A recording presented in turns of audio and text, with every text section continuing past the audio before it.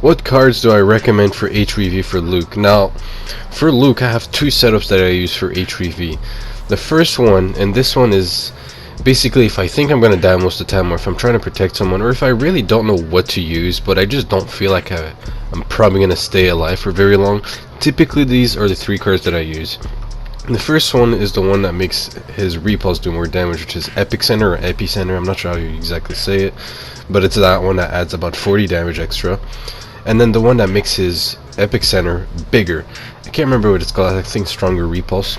So these two, and then of course the one that makes the Force Push bigger, because you're gonna want to be able to attack people from further away, and that's why I said it might even be helpful to defend people with it, because then you're actually capable of reaching other heights that your Han Solos and Leias can't do, but your Anakin can, and now your Luke can, right? Luke without these cards, not without any cards, but without the ones that add the extra range, it's just a little underwhelming. And unless you're going to do something else, which I'm about to talk about, those ones are really my go-to if I don't know what I'm doing, I want to protect someone, or I just want to go with the flow. I'll pick those ones.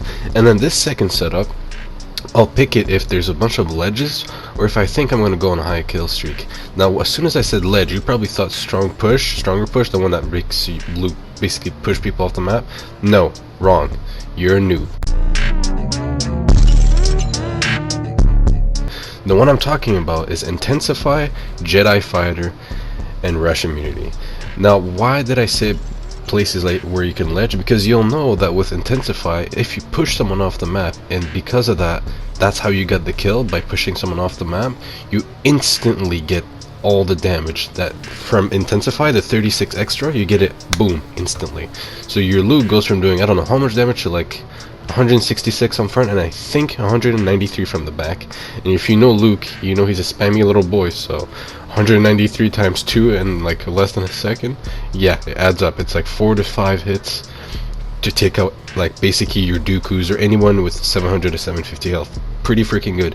Jedi Fighter, because you're probably going to want to stay alive, and you're probably going to do a lot of parrying, and honestly, if you're going to stay alive for that long, there's going to be instances where you're going on a 2v3, or I mean 1v3, 1v4 maybe. 1v4 you may not survive, but you're at least going to want to survive as much as you can until another teammate comes. But 1v2s, 1v3, you might be able to do really well, considering you're doing that much damage. 166-ish or 193, not bad. Even in 1v3, you can survive pretty well. And then Jedi Immunity, Luke just doesn't have that much health, and like I said, this is about going on a high kill streak, dealing a lot of damage, but also surviving.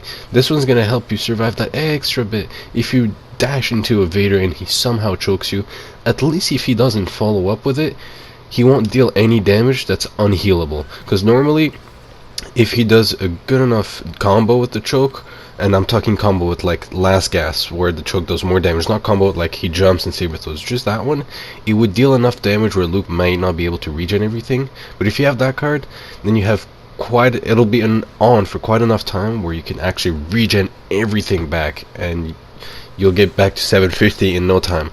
So that's my setup. Typically, I'll pick the first one with all the extra range, but if I'm going on a high kill streak and I don't really care about my teammates as much, I just care about my own personal score, I'll pick the second one. But yeah, those are my two picks.